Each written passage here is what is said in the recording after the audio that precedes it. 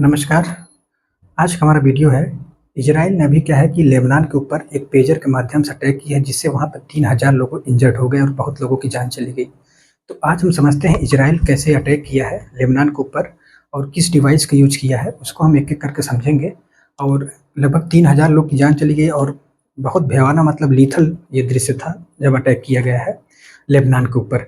तो आज हम इजराइल को मैप समझेंगे और इजराइल के बारे में समझते हैं। इजराइल जो आता है ये मिडल ईस्ट में आता है। पूरे वर्ल्ड का जब आप मैप देखेंगे तो वो मिडल ईस्ट में आता है, यानी ईस्ट की तरफ आता है। और इजराइल में क्या है कि आज के 2 देश से खतरा है। एक है यहाँ पे क्या कहते हैं गाज़ा।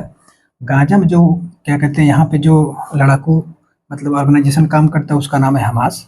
आए दिन हमेशा इजराइल और हमास का वार चलता रहता है, आप न्यूज़पेपर में देखते होंगे। तो यहाँ इजराइल को गाज़ा से जो है हमास से युद्ध होता रहता है। और इजराइल का जो ऊपरी पार्ट है, यानी ऊपर नॉर्थ वाला पार्ट है, यहाँ पे है लेबनान। लेबनान में जो ऑर्गेनाइजेशन काम करता है उसका नाम है हिजबुल्ला। तो अभी इजराइल ने क्या किया कि हिजबुल्ला के ऊपर यानी लेबनान के ऊपर अटैक किया है और ये यहीं का लेबनान का ही पूरा दृश्य है। तो इसको हम समझते हैं पहले। तो ये दो देशों का मतलब इसको खतरा रहता है हमेशा, एक गाज़ा यानी हमास से और हिजबुल्ला से। तो ये इजराइल का पूरा बाउंड्री है, एक-एक करके हम समझते हैं। यहाँ पे सीरिया, सीरिया की बाउंड्री इजराइल से लगती है। यहाँ पे गाज़ा लगता है, ये जॉर्डन है, जॉर्डन की भी बाउंड्री लगती है इजराइल के साथ। और ये लाल सागर है, लाल सागर जिसे रेड सी बोलते हैं, ये लाल सागर है। और लाल सागर में यहीं पे बना है जो स्वेज कैनाल है, यहीं पे है। और यहाँ से इजिप्ट है यानी मिस्र है, यहाँ से अफ्रीका शुरू हो जाता है। ठीक है, तो यहाँ पे यमन है और यमन में ही एक लड़ाकू क्या कहते हैं सैनिक है, उसका नाम है हौती है। और हौती से हमेशा अटैक होता रहता है इजराइल में, हमेशा सा युद्ध हौती से भी चलता रहता है। तो क्या कहते हैं कि अभी क्या हुआ है कि जो इजराइल है वो पेजर के माध्यम से, पेजर एक डिवाइस होती है। डिवाइस क्या होती है कि ये ऐसी डिवाइस है पेजर कि बहुत साल पहले जो है अमेरिका इसका यूज करता था, यूरोपियन कंट्री यूज करती थी। इसमें क्या है कि आप सिर्फ वॉइस मैसेज और टेक्स्ट मैसेज ही भेज सकते हैं, बाकी इसका यूज नहीं होता है। तो जो लड़ाकू क्या कहते हैं सैनिक हैं उसमें वो यूज करते थे। इसमें क्या होता है ये जल्दी कनेक्ट में नहीं आती है किसी सेटेलाइट के, तो इसका यूज वही सब करते थे। तो अभी क्या हुआ है कि वियतनाम से क्या हुआ है कि ताइवान से क्या हुआ है कि जो लेबनान है लगभग 5-6 हज़ार इसको इंपोर्ट किया है, इस पेजर को। और इजराइल का जो खुफिया एजेंसी है उसका नाम है मोसाद। मोसाद ने क्या किया कि जो वियतनाम है मतलब ताइवान है, वहाँ पे जाके ताइवान में क्या किया है कि ताइवान में जाने के बाद वहाँ पे ताइवान की दोस्ती अमेरिका से है।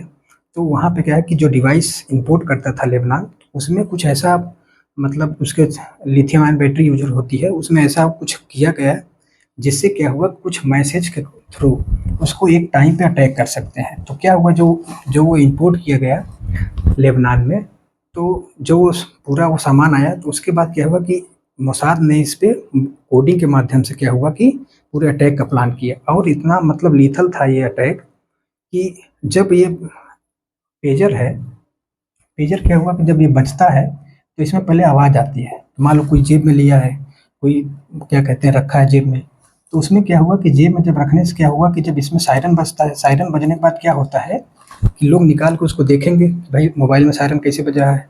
तो जैसे वो आप सायरन लेंगे उसके बाद वो अटैक होता था, जिससे क्या होता है कि उससे आँख की रोशनी चली जाएगी। अगर पैर में है मतलब अगर जेब में है तो जेब में पूरा फट जाता है। उससे क्या हुआ कि बहुत लोगों की यहाँ पे इंजर्ड होने की खबर आई।